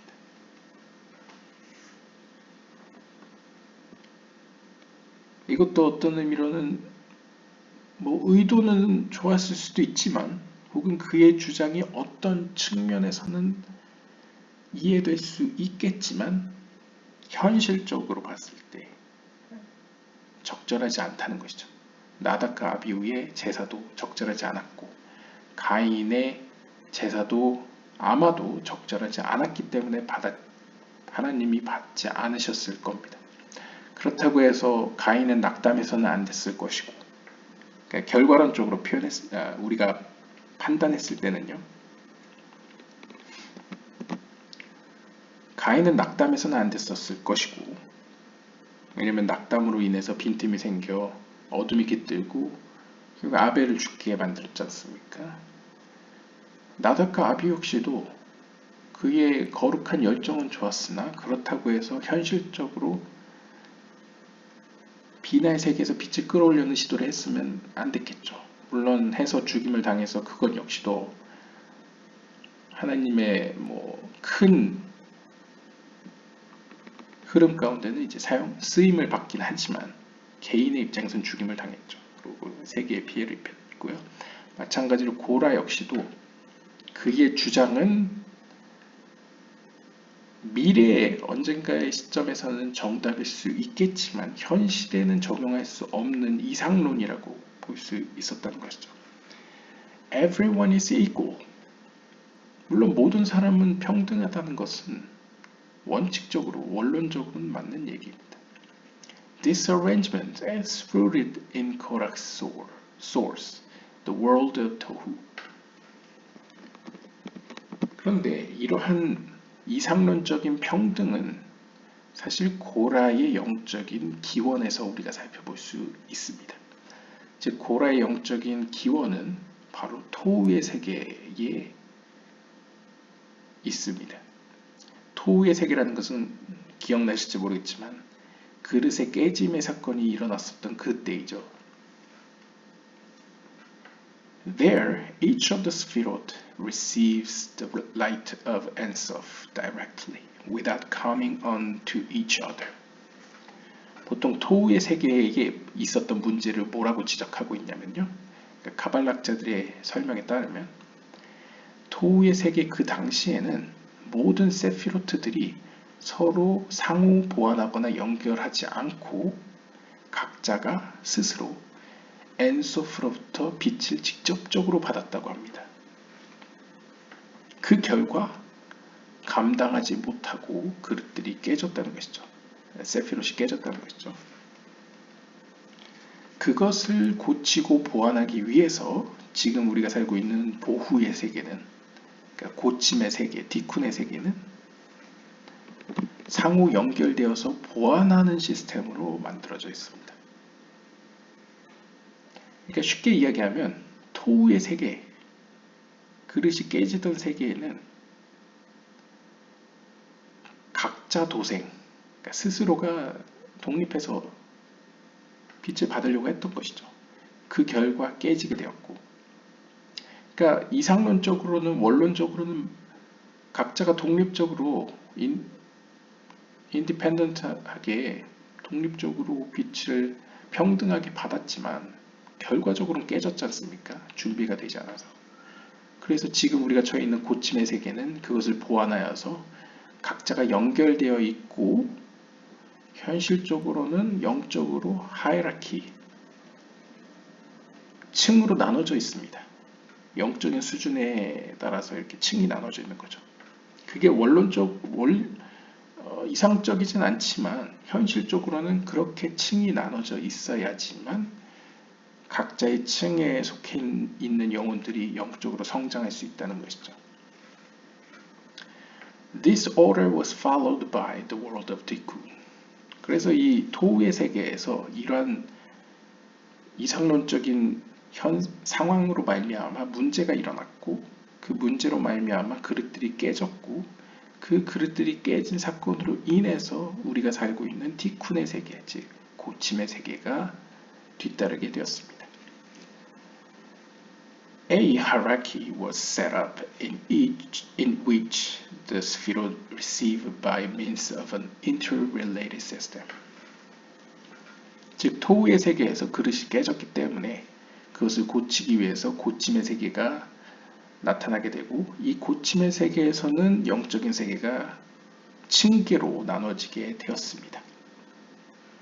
왜냐하면 층계로 나눠짐으로써 각자의 세피롯이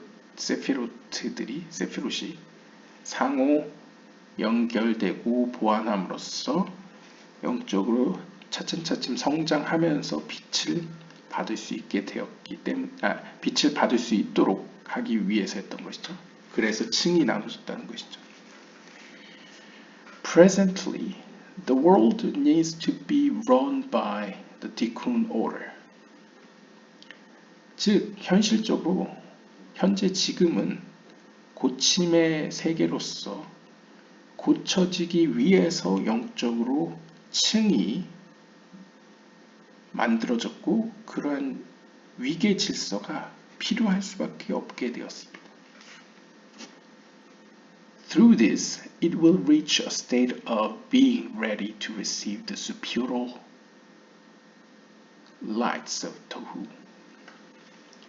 그리고 이 층으로 나눠진 위계적인 이 세계는 궁극적으로는 과거 토우의 세계에서 받으려고 했던 그 상위의 빛을 받기 위한 준비 단계라는 것이죠. 그러니까 우리가 아기일 때는 먹을 수 없던 것을 어린 나이가 됐을 때 먹을 수 있고 어린 나이에서 먹을 수 없는 것을 어른이 되어서 먹을 수 있는 것처럼 영적으로 성장할 수 있는 기회를 주기 위해서 위계적으로 층이 나눠졌다는 것이죠. 그러니까 약간 현대 윤리나 도덕에서도 우리가 논쟁을 벌이듯이 정말 평등하고 자유라는 것이 이 기회의 평등을 줘야 되는 것이냐 아니면 기계적인 평등을 줘야 되는 것이냐 이것에 대한 이야기라고도 볼 수 있겠죠. 평등이라 그래서 모두가 똑같이 독립적으로 빛을 받아야 되는가. 근데 문제점은 그 결과 망가지더라. 그래서 그를 보완하기 위해서 현실적으로는 우리가 차이를 두고 위계적인 질서를 두자. 그럼으로써 모든 영혼들이 마지막 때에는 상위의 빛을 모두가 받을 수 있는 상태로 끌어올려 보자 라는 것이 지금의 고침의 세계라고 보시면 되겠습니다. Until that time, just as the Sphirot receive from each other, so it is by man below. 그러니까 영적인 세계도 이러한 이유 때문에 세피로트가 이 위계적으로 만들어졌는데 마찬가지로 이 아래 세계, 즉 인간들의 세계도 역시 그렇습니다. This is the root of the teacher, student, leader, people order. 이러한 모습을 우리는 표면적으로 물리적인 세계에서는 선생과 제자의 관계 혹은 지도자와 백성들의 관계에서 살펴볼 수 있습니다. Korach tried to change this and make everyone equal before it would be productive. 그러니까 고라가 시도했던 것은 나답과 아비후처럼 궁극적으로 혹은 이론적으로는 이상론적으로는 맞는 이야기지만 그것을 너무 성급하게 모든 사람들의 평등을 모세 시대에 가져오려고 시도를 했다는 것이죠.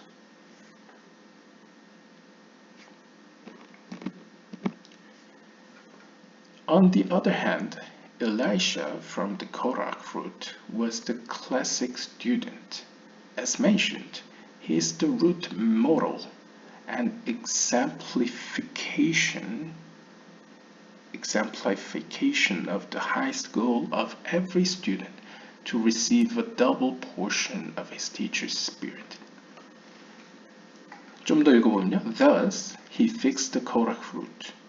This itself is the secret of why he was then attacked by those bad children. When something is finally being fully fixed, the Sitra Achra is then most concerned about trying to thwart it. 그리고 또 다른 시점, 또 다른 관점에서 엘리사는 고라의 뿌리에서 비롯되었지만 아주 모범적인 학생의 삶을 살았습니다. 그러니까 우리가 고라의 모습과 엘리사를 또 대조해 보면요. 고라는 영적인 스승이라고 볼 수 있는 모세에게 대적했죠. 그리고 모세와 동급으로 여겨지기를 원했습니다. 그러니까 너랑 나랑 뭐가 다르냐. 이게 이제 논쟁의 하나의 핵심이었죠. 그런데 반면에 엘리사는 엘리야를 자신의 물리적이고 영적인 스승으로서 모셨습니다. 끝까지 충실한 학생의 모습을 보여주죠. 이것은 앞에서 살펴보았듯 선생과 제자라는 이 현실적인 위계 질서를 인정하고 거기서 하나님의 선함을 끌어내는 인물이 엘리사였다는 것이죠. 그래서 어떤 의미로 엘리사는 영적인 일종의 우리에게 영적인 법칙과 현실의 세계를 보여주는 하나의 모델이라고도 보여줄 수 있습니다. 혹은 모든 학생들의 귀감이라고도 할 수 있겠죠. 왜냐하면 이상론적으로는 스승 역시도 제자가 영적으로 장성하고 선생을 뛰어넘기를 원하겠죠. 하지만 그때가 오기 전까지는 학생은 충실한 학생으로서 선생에게 충분히 많은 것들을, 모든 것들을 배울 필요가 있겠습니다. 그 결과 엘리사는 실제로 스승인 엘리야로부터 2배의 혹은 갑절의 능력을 받게 되죠. 그것을 우리가 이제 이전 영상에서 그의 스승이었던 엘리야의 영혼을 2배로 받게 되었다. 이것을 이제 나답과 아비후의 영혼을 받게 되었다. 이렇게 표현했었죠. 이러한 의미에서도 엘리사는 고라의 영적인 측면을 고쳤다라고 평가할 수 있겠습니다. 또한 이렇게 엘리야의 제자로서 엘리사가 완전한 고라의 측면을 고친 완전한 모습을 보여주었기 때문에 바로 이 시점에서 나쁜 아이들이 와가지고 대머리라는 표현으로 고라의 영혼을 가진 혹은 고라의 영적인 측면을 고친 엘리사야를 흥분시키고 도발했다고 우리가 이해할 수 있겠습니다. 즉 과거 아담과 하와가 선악과를 먹는 사건도 어떤 의미로는 유대교 전승에 살펴봤을 때, 비춰봤을 때 6째 날에서 이제 7째 날로 향하는 시점에서 일어난 사건이지 않습니까? 그러니까 어떻게 보면 완성을 눈앞에 두고 시험을 받은 것과 같은 사건이지 않습니까? 마찬가지로 엘리사는 어떤 의미에서 엘리야와 동행하면서 충실히 제자로서의 삶을 살았고 결국에는 스승인 엘리야로부터 2배의 능력 혹은 나답과 아비후의 영혼을 얻는 데까지 이르렀습니다. 그러니까 어떻게 보면 성취를 한 거죠. 자 이제 그러면 마지막 시험, 마지막 테스트와 같이 아이들이 와가지고 엘리사를 놀리는 겁니다. 근데 그 놀림 속에는 여러 가지 의미가 있죠. 표면적으로는 대머리라고 개인의 어떤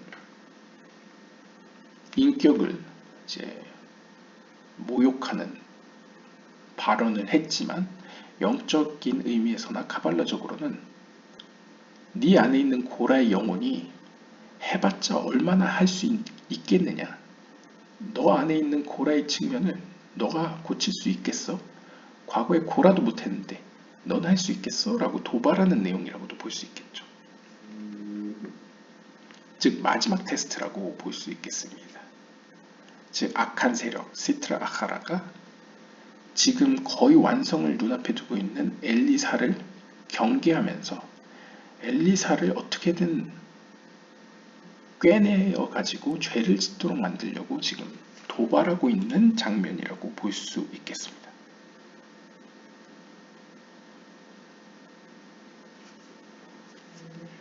그래서 이제 주석가의 주석을 보시면요. For this reason, 바로 이러한 이유 때문에 when a person sees things seeming to go wrong,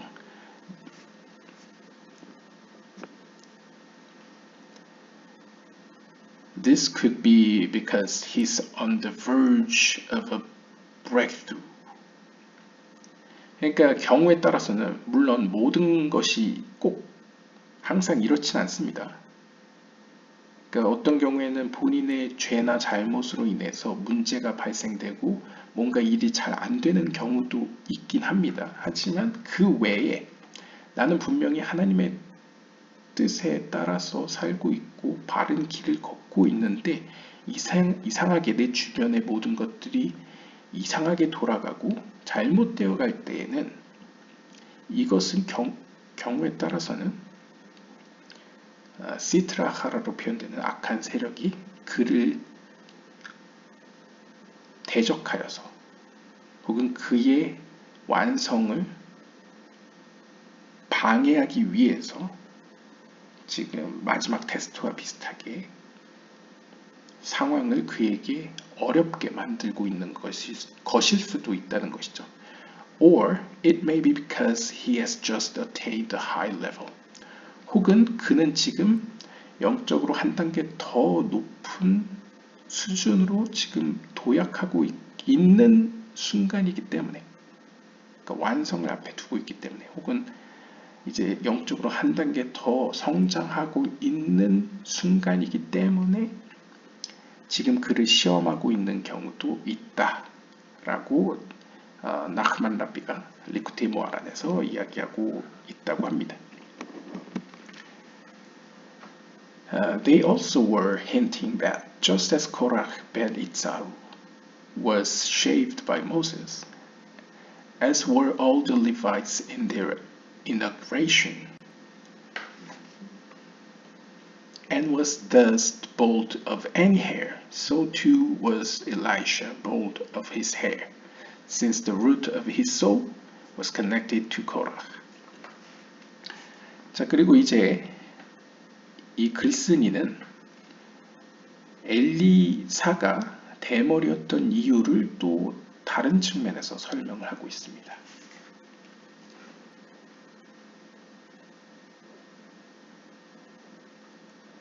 이짜르의 아들 고라는 레위인이었죠. 이 레위인들은 성막이 봉헌되는 순간에 하나님의 명령에 따라서 모세에 의해서 모든 머리카락을 잘랐습니다. 그래서 이제 민수기 8장 7절을 참고해 보시면요. 이제 성막을 봉헌하는 때에 모든 레위인들은 이제 머리를 자르게 되죠. 즉 고라도 아마 대머리였을 겁니다. 그 당시에. 그러니까 머리를 잘렸기 때문에 이제 대머리라는 것이죠. 마찬가지로 고라의 영혼을 받은 엘리사 역시도 이러한 영적인 원인 때문에 대머리였을 것이다 라고 이제 설명을 시도하고 있습니다. This is what caused the evil of Nadab and Abihu after that, for they too were from the root of the soul of Korah.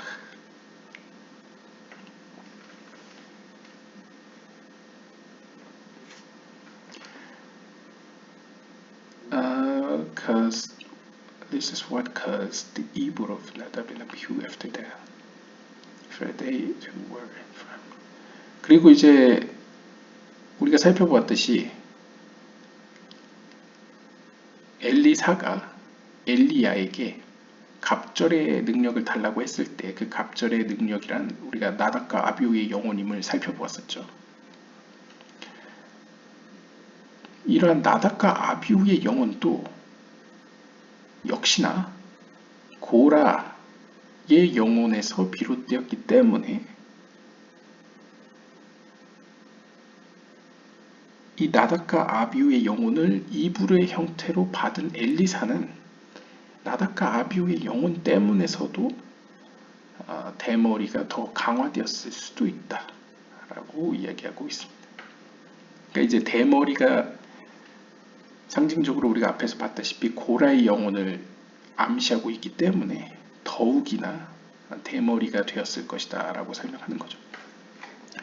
왜냐면 이제 카발라학자들은, 고대 중세 카발라학자들은 이 외형적으로 보여지는 것들도 어떤 영적인 연결성이 있다라고 봤기 때문에 이렇게 설명을 시도하고 있는 것으로 보여집니다. Furthermore, 또한 Just as Moses used the 42-letter name to kill the Egyptian, who was from the nephesh of Cain, from the side of evil, so too did Elisha mention the 42-letter name and kill these 42 children, as the Zohar states. 그리고 이제 모세, 이제 고라에 대적했던 인물이 모세고, 고라가 대적했던 인물이 모세였고요. 그 다음에 지금 아이들이 대적하고 있는 인물은 엘리사죠. 모세와 엘리사의 공통점을 보면 유대 전승에서, 카발라의 전승에서 모세는 출애굽기 2장 12절을 보시면 한 이집트인을 죽이죠. 근데 재미있는 점은 성경에 보면 이 이집트인 살해 사건에 대해서 하나님이 모세에 대해서 어떤 말도 하지 않습니다. 그래서일까요? 유대 전승에서 혹은 카발라 전승에서는 모세가 이집트인을 그냥 죽였다고 하는데 어떻게 죽였냐에 대해서 주석가들이 모세는 42개의 하나님의 이름으로 이집트인을 죽였다라고 설명하고 있습니다. 그런데 특별히 카발라에서는 이집트를 상징적으로 클리포트 세계의 네페시의 측면으로 설명을 하는데요. 이것은 어떤 의미로 클리포트 세계에 떨어진 가인의 영혼들의 네페시의 측면이라고도 볼 수 있겠죠. 결국 어떤 의미로 어둠의 세력 가운데 있는 가인의 뿌리를 둔 영혼의 네페시를 상징적으로 한 이집트인으로 표현한 걸 수도 있겠습니다. 카발라적으로 보면요. 바로 이러한 이집트인을 아마도 이제 고치기 위해서 혹은 이 세상에 끼칠 해를 막기 위해서 모세는 하나님의 이름, 42개의 하나님의 이름으로 죽였다라고 볼 수 있겠고요. 마찬가지인 이유로 조아르서의 설명에 따르면 엘리사 역시도 하나님의 42개의 이름을 가지고 그를 욕하고 있는 42명의 아이들을 죽였다라고 설명하고 있습니다.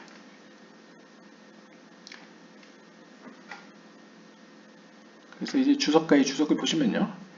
Elisha saw that the souls of these children were from a very evil place.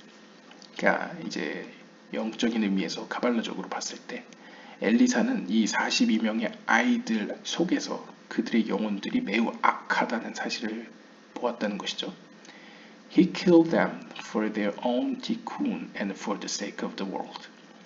따라서 엘리사는 하나님의 42개의 이름을 사용하여서 그들을 고치고 또한 이 세상을 구하기 위해서 그들을 죽였습니다. 그러니까 이제 우리가 길굴이나 이브루 이런 걸 봤을 때 죽음이라는 것은 부정적이지만은 않죠. 특히 죽음이라는 것은 어떤 의미에서 심각한 어떤 상처나 피해를 고치기 위한, 그러니까 이제 여기서 죽음이라는 건 이제 영적인 영혼들에 대한 영혼들의 관점에서의 죽음을 얘기하는 겁니다. 그래서 물리적인 죽음은 어떤 의미로 그 고통과 고난을 통해서 어떤 큰 피해를 고치기 위한 수단 중에 하나이기 때문에 이 악한 영혼을 가지고 있었던 42명의 아이들을 고치고 그리고 그들이 살아있을 경우에 이 땅에 미칠 피해를 막기 위해서 그들을 죽였다라고 이제 설명하는 해석자들이 있다는 것을 알려주고 있습니다. 그래서 실제로 성경을 보시면 그 아이들이 이제 42명으로 표현되고 있습니다. Moses saw that the part of Cain that killed Abel was in that Egyptian.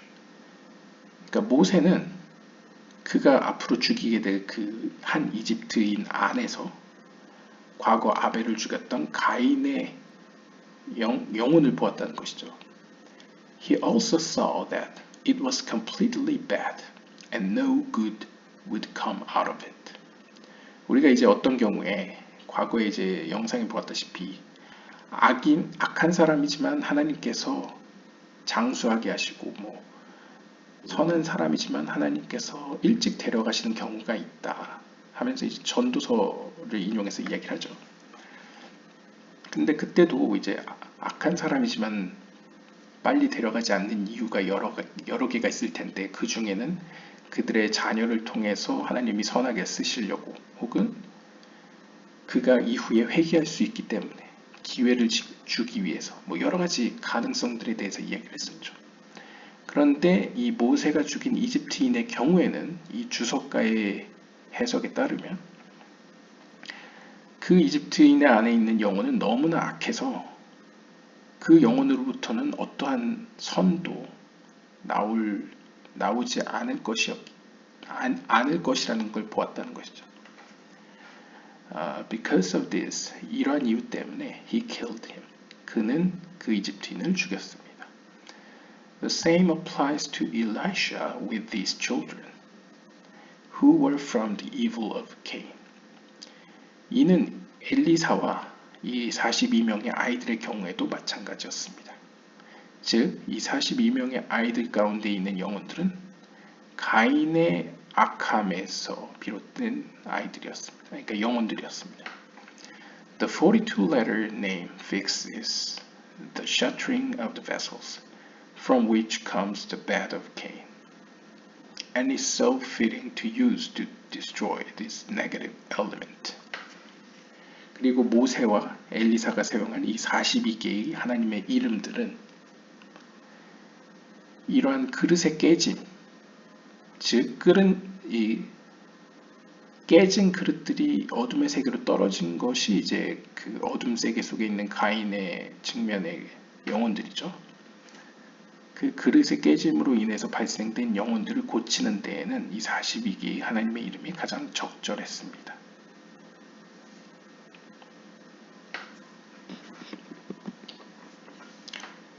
왜냐하면 그 그릇 깨짐에 의해서 타락하게 된 영혼들은 가인의 뿌리를 둔 악한 영혼들로서 그걸 고치기 위해서는 하나님의 42개의 이름을 사용하는 것이 바람직했다라는 것이죠. 창세기 2장 25절을 보시면 And they were both naked and they were not ashamed. 아마 이제 아담과 하와에 대한 이야기로 보이는데요. 그때 그들은 둘 다 벗고 있었으나 수치스럽게 여기지 않았습니다. 보통 이제 해석자에 따라서 이 발가벗었으나 수치스럽게 생각하지 않았다는 것은 뭐 어떤 해석자의 경우에는 그들이 너무나 순진했기 때문에 벌거벗은 수치스러움을 느끼지 못했다, 뭐 이렇게 해석하는 경우도 있지만 카발라적인 관점에서는 이렇게 해석할 수 있습니다. 리쿠테이 모아란 11장에 따르면 Hairs are constrictions or garments for thoughts and ideas. 머리카락은, 여기서 이제 머리카락은 더 나아가서 머리카락과 털들을 다 이야기하는 겁니다. 이 머리카락과 털들은 영적인 의미에서 어떤 생각이나 어떤 아이디어 등을 숨기는 옷과 같은 역할을 하는 상징물을 의미합니다. 그러니까 상징적으로 요약을 하면요, 상징적으로 카발라적으로 해석했을 때 머리카락이나 털들은 무언가를 감추고 숨기는 기능을 하는 무언가를 의미한다고 합니다. The secret of baldness is a lack of constriction. 자, 그렇다면 털이 없고 머리카락이 없다는 것은 무슨 의미냐? 즉, 대머리라는 의미는 결국 그러한 뭔가를 숨겨주는 기능을 하는 무언가가 없다는 것을 의미합니다. 그러니까 쉽게 이야기하면 벗었다는 것과 대머리라는 것은 같은 맥락으로 이해할 수 있겠습니다. 그러니까 대머리나 혹은 벗었다는 것은 긍정적으로 본다면 숨길 것이 없는 상황에서는 제일 좋은 것이죠. 예를 들면 이 이스라엘 백성들과 하나님이 맺은 할례 언약 같은 경우에는 표피를 잘라서 해 아래 자신의 중요한 부위를 내보인다는 것을 의미하는데요. 그 경우에는 하나님과 나의 영적인 장애물을 제거하고, 그러니까 클리포트죠. 어떻게 보면 악한 세력을 제거하고 하나님 앞에 나의 에센스를, 나의 어떤 본질을 내보인다, 드러낸다라는 의미를 가지고 있습니다. 그래서 아무에게나 드러내지 않고 하나님에게만 드러내는 것을 의미하고 있죠. 그렇기 때문에 언약이라고 표현하고요.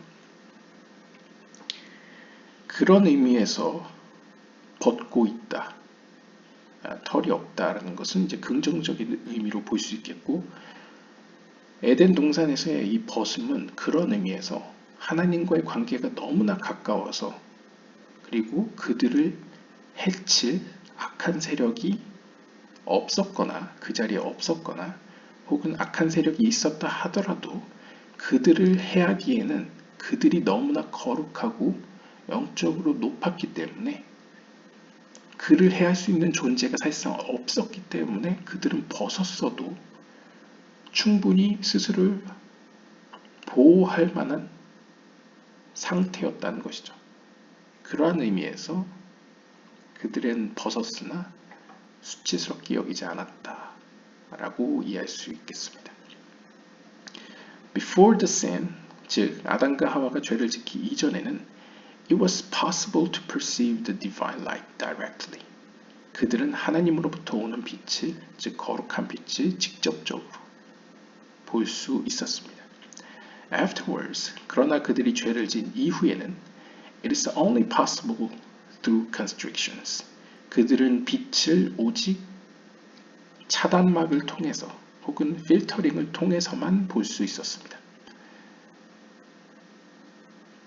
즉 상징적으로 봤을 때 죄를 짓기 이전에는 맨눈으로 어떠한 장애물 없이, 즉 벗은 상태로 어떠한 털이나 머리카락이나 어떠한 옷이나 어떠한 필터링 없이 볼 수 있었으나, 하나님의 지혜를 느낄 수 있었으나, 인식할 수 있었으나, 죄를 지은 이후로는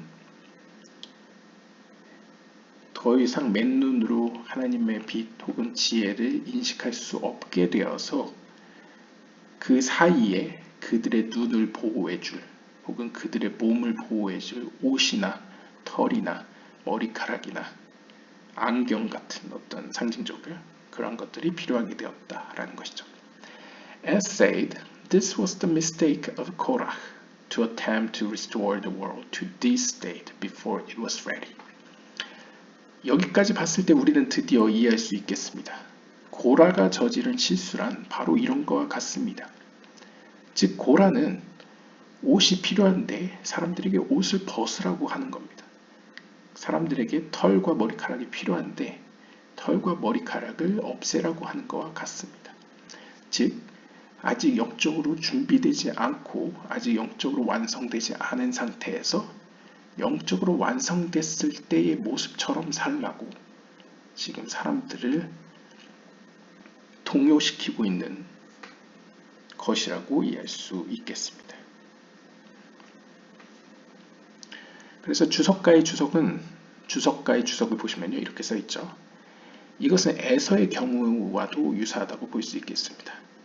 에서의 경우에는 a hairy man, 에서의 경우에는 반대라고 볼 수 있겠네요. 에서의 경우에는 반대로 에서는 우리가 창세기 27장 11절에 나오듯 온몸에 털이 많은 사람이었다고 표현하죠. 이 사실로 보았을 때 에서는 상징적으로 그의 외형적인 모습에 비추었을 때 영적인 모습을 표현하자면 하나님의 빛으로부터 너무나 꽁꽁 쌓여진, 그러니까 너무나 꽁꽁 가려져서 하나님의 빛이 오히려 그에게 잘 도달하지 못하는 영적인 상태의 사람으로 볼 수 있겠죠. This gave him extreme dim tendencies. 이렇게 하나님의 빛이 그에게 충분히 도달하지 못하는 그 결과로서 그는 가혹한 심판의 성향을 띠게 되었습니다. 그래서 사실 에서는 아브라함, 이삭, 야곱 가운데 이삭이 가지고 있었던 어떤 심판의 속성을 가혹한 성향으로서 가졌던 인물로 평가되죠. 실제로 이제 아브라함, 이삭, 야곱을 살펴보시면 우리가 아브라함은 헤세드, 이삭은 게브라, 그 다음에 야곱은 티페레트에 연관시키죠. 거기서 이제 이삭이 공유하고 있는 이 게브라라는 속성은 세피롯을 좀 어느 정도 아시는 분은 아시다시피 하나님의 심판의 속성을 의미합니다. 근데 하나님의 심판의 속성은 항상 하나님의 자비의 속성인 헤세드와 함께 하는데요. 이 에서는 이삭의 아들로서 이 헤세드와 게브라를 동시에 가지고 있고 조화와 균형을 이루는 이 티페레트에 해당되는 야곱과 다르게 아버지의 그 하나님의 심판의 속성을 가혹한 성향으로서 물려받은 유산으로서 받은 사람이 이제 에서라고 할 수 있겠죠. 그래서 에서는 털이 많은 인물로 비춰지고 털이 많다는 것은 상징적으로 우리가 앞에서 본 상징 체계로서 하나님의 자비의 빛이 도달하지 않는 인물로 볼 수 있겠습니다. 반대로 고라는 레위인으로서 모든 털과 머리를 밀었던 그 상태, 즉 과거 아담과 하와가 죄를 짓기 이전 상태로 돌아가자라고 사람들을 현혹시키고 있는 인물이었다고 볼 수 있겠습니다. 그러니까 마지막 때에는 분명히 있을 정답은 맞습니다. 근데 그 정답이 현실적인 정답은 아니라는 거죠. 그러니까 이상론적인 정답이지 현실적인 정답은 아니었는데 현실적으로 맞지 않는 상태, 즉 모든 것을 하나님과 우리가 직접적으로 빛을 받을 수 있다라는 잘못된 현실 정보를 이제 제공하고 있는 모습을 보여주고 있죠. The arrangement of the world of Tikkun has each level as if clothed in the level beneath it. 이렇게 토우의 세계 이후에 지금 우리가 살고 있는 이 티쿤의 세계, 이 티쿤의 세계는 우리가 앞에서 얘기했듯이 위계적인 세계죠. 층층이 돼 있죠. 이러한 층위가 있는 이 고침의 세계는 각각의 세계들이, 각각의 층들이 마치 옷을 입고 있는 것과 같이 하나 위에 하나가 있고 하나 밑에 하나가 있는 이런 식으로 층층이 정렬되어 있습니다. The step lower finds the light of the higher level toned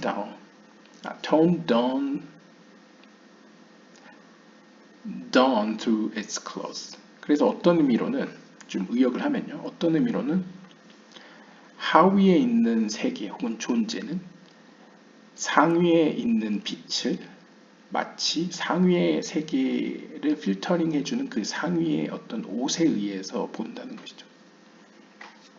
그러니까 비유적으로 이야기하면 태양빛을 봤는데 우리가 태양빛을 맨눈으로 보게 되면 눈이 멀게 되지 않습니까? 그래서 선글라스를 끼게 되죠. 그때 선글라스가 일종의 나보다 내 눈을 보호하기도 하면서 내 눈의 어떤 건강을 위해서 혹은 이제 보호를 위해서 쓰긴 하는데 사실 어떤 의미로는 선글라스를 끼므로써 선글라스의 색채에 영향을 받게 되죠. 그래서 약간 노란빛이 나는 선글라스를 끼게 되면 마치 세상이 약간 막 저녁 오후 때쯤이나 혹은 약간 영화에서 필름이 껴졌을 때에 약간 다른 분위기를 연출하지 않습니까? 약간 세상이 좀 다르게 보이지 않습니까? 세상이 약간 더 밝아 보일 수도 있고 아니면 약간 노란 빛깔 혹은 빨간 빛깔이 띄면서 약간 저녁 같은 느낌이 들 수도 있고 아니면 세상이 약간 까매 보일 수도 있고 그것은 우리의 눈을 위해서 쓰는 거긴 하지만 그 색감의 영향을 우리가 또한 받기도 합니다. 그러니까 결국 우리는 더 상위의 세계로부터 빛을 받게 될 때 필터링을 거쳐서 받게 된다는 것이죠. 그것을 옷으로 많이 표현하기도 합니다. This is also the concept of hair.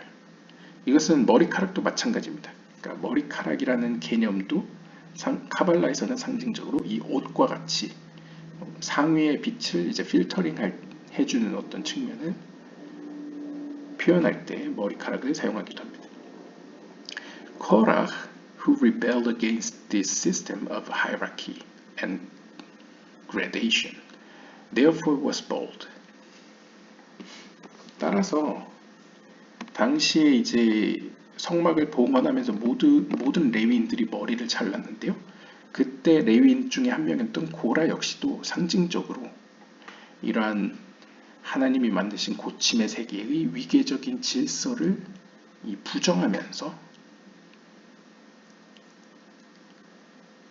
부정했고 그 부정한 것을 이제 상징적으로 대머리로 이제 연결시킬 수 있다는 것이죠. 그러니까 대머리의 상태, 즉 어떠한 필터링 없이 빛을 보는 것이 맞다라는 주장을 하는 것이 이제 고라라는 것이죠. Elisha incorporated the good aspect of what Korach was trying to do, and so was somewhat bold. 반면에 엘리사는 이 고라가 이야기한 이상론적으로는 맞는 정답을 하나님의 뜻에 맞게 선하게 추진했던 인물이 이제 엘리사라고 볼 수 있겠습니다. 그러니까 고라는 어떻게 보면 거기서 좀 더 지혜롭게 자신의 어떤 열정을 사용하였다면 좋았을 텐데 실패를 하였다면 엘리사의 경우에는 어떻게 보면 그 동기나 의도는 같지만 시작점은 같지만 그것을 성취해내는 과정에서 하나님의 뜻대로 했기 때문에 좋은 결과를 냈다는 것이죠. 하지만 표면적으로는 엘리사든 고라든 둘 다 머리카락이 없었다는 공통점을 가지고 있습니다. 그래서 이제 주석가의 주석을 보시면요. Even though all of the Levites were completely shaved by their inauguration ceremony, 비록 모든 레위인들은 성막을 봉헌할 때에 머리카락을 밀었지만 Afterwards, they could grow their hair. 하지만 봉헌식이 끝나고 나서는 그 기간이 끝나고 나서는 레위인들은 머리카락을 기를 수 있었습니다. Korach kept himself bald all the time. 하지만 고라는 마지막 그가 땅으로 떨어지기 전까지 끝까지 대머리를 고수했습니다. 그러니까 사실 어떻게 보면 성막을 봉헌하는 그 시기는 굉장히 특별한 시기지 않습니까? 비유적으로 얘기하면 마치 안식일이 일주일에 한 번밖에 없고 기독교에서는 주일이 일주일에 한 번밖에 없듯이 그 하루는 특별한 날이자 특별한 시공간의 때입니다. 그런데 그렇기 때문에 그때는 다른 시간대와 다른 법칙이 적용되죠. 그리고 그 법칙은 그 시기가 끝나면 종료가 됩니다. 일상으로 돌아오는 거죠. 그런데 고라는 대머리를 고수했다는 것은 어떤 의미로? 앞에서 얘기했던 그의 행위와 마찬가지로 자신이 생각하는 이상을 끝까지 고집했다는 것을 이제 간접적으로 보여주는 것이죠. 즉 하나님을 직접적으로 아무런 필터링 없이 모세도 필요 없이 교류할 수 있다. 그리고 더 나아가서는 그 지혜를 우리가 지금의 때에서도 받을 수 있다라고 이제 생각했던 인물이라는 것이죠. 조아르서 3권에 따르면 Levites are from the left side of the 이제 레위인들은 하나님의 심판의 속성에 위치한 상징적인 그룹입니다. 그러니까 이제 카발라에서 보시면 조아르서 같은 데서 보시면 이제 하나님의 왼쪽 측면은 심판의 속성, 오른쪽은 자비의 속성으로 표현하죠. 그때 성막이나 성전에서 일하던 그룹을 그 오른쪽 왼쪽으로 배치했을 때 사제 그룹들은 이제 오른쪽 하나님의 자비의 측면에 두고 이제 레위인들은 하나님의 심판 왼쪽 측면에 둔다는 특징을 가지고 있습니다. The service of the temple is designed to draw chesed in the world. 재미있는 점은 하나님의 성막 혹은 성전 그 자체는 하나님의 심판에 더 가깝습니다. 심판의 측면에. 하지만 예배의 목적은 그 심판 가운데에서 하나님의 자비, 즉 헤세드를 이 세상에 끌어오는 것이 목적이라고 볼 수 있겠습니다. 그러니까 어떻게 보면 성막이나 성전은 그 속에서 예배를 드림으로써 비록 하나님의 거룩함은 심판의 속성이지만 하나님의 자비가 예배를 통해서 이 땅으로 내려오면서 거룩하지만 동시에 자비 가운데에서 이스라엘 백성들이 하나님의 거룩함을 마주할 수 있도록 하는 것이 이제 예배라는 것이죠. It specifically requires the Levite or Dean element in order to do its thing, accomplish a sweetening of Dean. 바로 이러한 맥락 가운데에서 특별히 레위인들의 그룹은 꼭 필요한 존재들이었습니다. 단순히 레위인들이 물리적으로 성전을 지키는 파수꾼 역할도 하고 찬양대 역할, 성가대 역할도 하고 여러 가지 잡무들을 보는 인물들이긴 했지만 영적인 맥락에서 봤을 때 레위인들은 하나님의 왼쪽 측면, 즉 심판의 속성을 의미했기 때문에 사제들, 즉 사제 그룹들, 즉 하나님의 자비의 측면과 더불어서 하나님의 어떤 영적인 세계의 원리를 보여주는 사람들에게 보여주고 그 사제 그룹과 레위 그룹들이 함께 조화와 균형을 이루면서 예배를 집전함으로써 하나님의 자비의 속성으로 심판의 속성을 달콤하게 만든다는 것을 이제 보여주는 하나의 어떤 영적인 가르침의 장, 더 나아가서는 영적으로 이 세상에 평화를 이루는 어떤 수단이었다고 볼 수 있겠습니다.